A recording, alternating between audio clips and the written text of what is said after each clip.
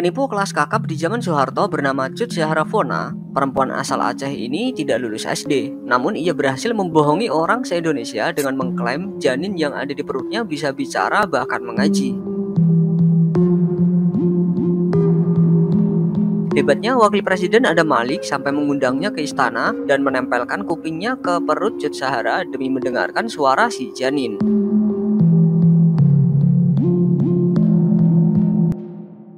Bagaimana dengan kebohongan lainnya yang terjadi di Indonesia? Simak video selengkapnya.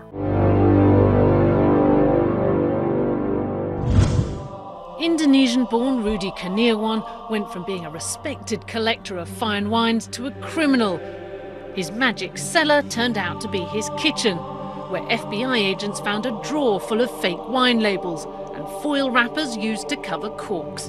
Rudi Kurniawan tertangkap basah setelah memecahkan rekor penjualan anggur di sebuah pelelangan di Los Angeles. Dia memalsukan minuman anggur langka yang hanya ada 5 edisi di tahun 2006. Journalist Peter Hellman was there.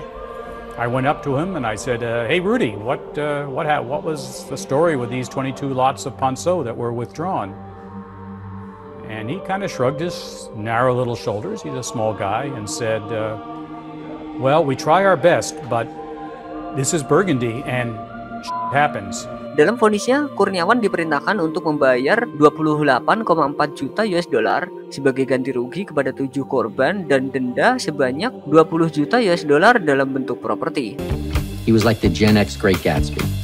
No one had ever spent that much money that fast. It was ruining the quiet little club that the old guys had. Can you please state your name for the record? Rudy Kurniawan. Fellow just kept coming up fake. Fake wine. I couldn't believe it. Some of the biggest CEOs of corporate America were duped by this guy. Can I refill and put the cork back? Pada 2014, Ustadz Guntur Bumi dibekuk polisi atas laporan penipuan oleh pasiennya. Dia dikenal sebagai pemilik padepokan pengobatan alternatif, namun banyak pasiennya yang merasa tertipu dengan pengobatan alternatif tersebut karena tidak berhasil sembuh meskipun harus membayar biaya yang sangat mahal dan terkait pelecehan seksual. Dipegang juga, tapi lebih ke bagian sensitif. Sensitif, tapi ada seksual intercourse? Iya, dia memasukkan alat kelaminnya. Itu.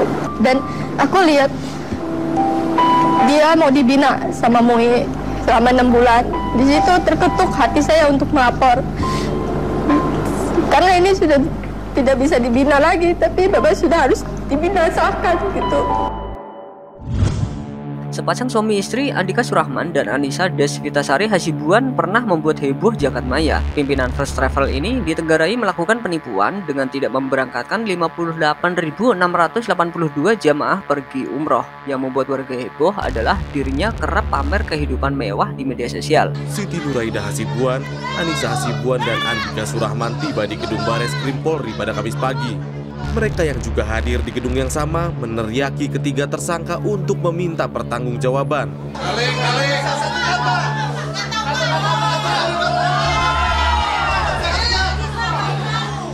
Ada seorang jamaah korban First Travel yang menanggung ratusan korban jamaah lainnya.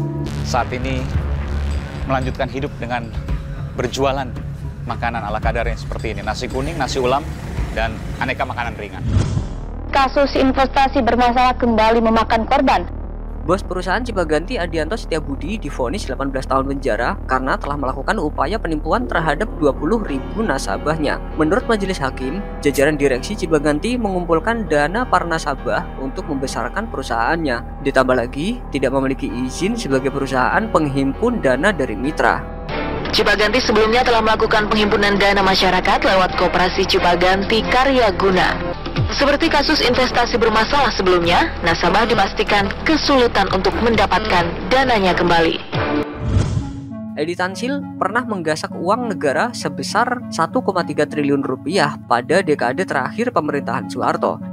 Pada 4 Mei 1996, saat tengah menjalani hukuman 20 tahun penjara, bos Golden Key Group ini jadi buronan hingga sekarang. Pengadilan Negeri Jakarta Pusat menghukum Edi Tansil 20 tahun penjara, denda 30 juta rupiah, membayar uang pengganti 500 miliar rupiah, dan kerugian negara 1,3 triliun rupiah. Saat itu diduga dia kabur ke Cina. Sekitar 20 tahun kemudian, nama Edi Tansil kembali terdengar, meski belum juga berhasil ditangkap. Dan ini menjadi kasus buronan terlama di Indonesia. Bukan lautan, hanya kolam susu. Edi Tansil kabur belum ketemu. Bapak jaksa bilang tidak tahu. Pak polisi juga bilang tidak tahu.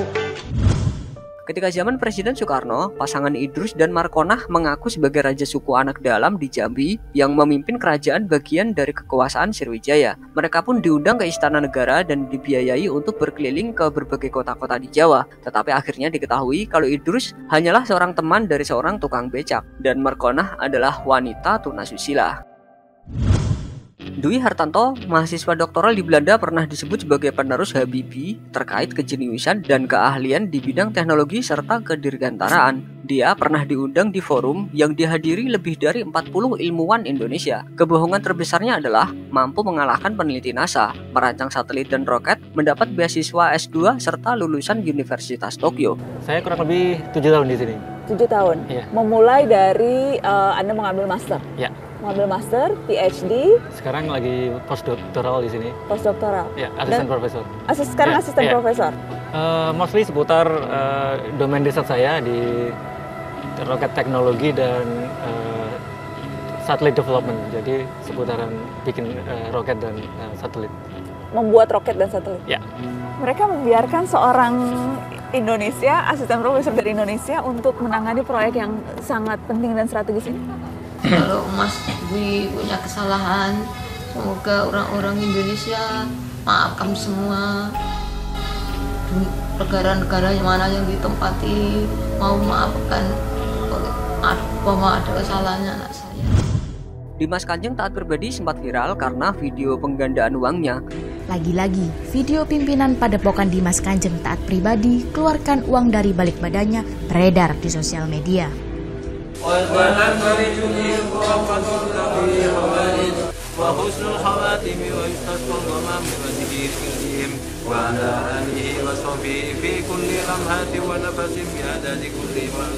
Menurut pengikutnya, dia juga bisa mengeluarkan menu makanan seperti rawon, bakso, hingga soto dari balik jubahnya. Dia dinyatakan bersalah telah menipu korbannya sampai 13,9 miliar rupiah. Namun kasus yang menjeratnya tak hanya penipuan penggandaan uang, tetapi juga pembunuhan.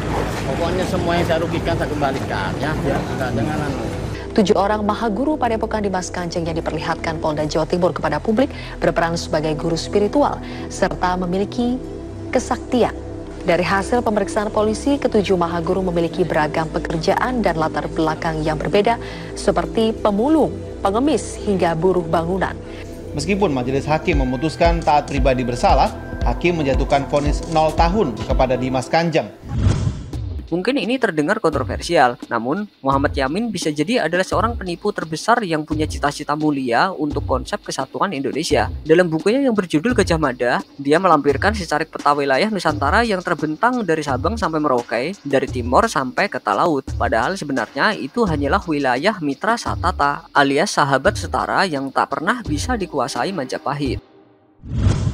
Keluarga pengusaha Aki Ditio bikin heboh satu negara karena sumbangan hibah 2 triliun rupiah untuk penanggulangan COVID-19 di Sumatera Selatan. Banyak orang berharap itu menjadi kenyataan, namun anak dari pengusaha Aki Ditio ini ditetapkan sebagai tersangka terkait kasus dugaan penipuan 2 triliun itu. Hasil klarifikasi dengan pihak Bank Mandiri, ternyata disampaikan bahwa saldo pada rekening Bilir Giro atas nama Heriadi tersebut tidak cukup saldonya, Mbak. Apakah bisa dijerat dengan pasal pidana, Pak Supriyadi? Kita bisa, nanti akan kita lihat, Mbak. Kalau memang nanti hasil daripada keterangan saksi-saksi, kemudian alat bukti yang kita himpun ternyata ada unsur pidana yang terpenuhi, ya tidak menutup kemungkinan, Mbak. Ya, saya kan sebetulnya motifnya hanya prihatin sekali ketika ada peristiwa sumbangan itu. Kok wartawan cuma nulisnya kayak gitu ya. Kebetulan saya punya network banyak pengusaha Tionghoa, tapi nggak ada yang tahu. Sehingga semakin penasaran saya, ini siapa dia ini? Ada seseorang yang sebetulnya jengkel dengan putri bungsunya Pak Aki ini. Kini giliran seorang penjaga makam Aki Ditio bernama Sulaiman yang angkat bicara. Sulaiman menceritakan sudah menjaga makam Aki Ditio sejak 2009 saat ayah Herianti itu meninggal dunia. Upah menjaga dan merawat makam itu senilai 2,5 juta rupiah selama 1 tahun. Tetapi uang itu tak kunjung dibayarkan oleh Herianti sejak 2020 tanpa alasan yang jelas. Sulaiman hanya dijanjikan upahnya akan segera dibayarkan. Ternyata drama belum selesai. Saya pikir drama sudah selesai ketika dijadikan tersangka, ternyata belum.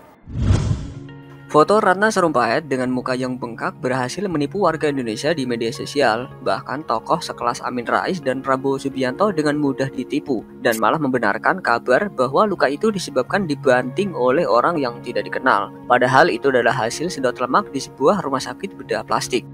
Bahwa telah terjadi aksi kekerasan, penganiayaan atau pukulan yang sangat kejam terhadap Ibu Ratna Sarumpait.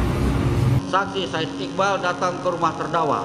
Setelah bertemu dengan terdakwa sambil menangis, terdakwa mengatakan kakak dianiaya dan menceritakan kronologis penganiayaan yang dialami terdakwa dengan menunjukkan foto wajah lebam dan bengkak di handphone milik terdakwa.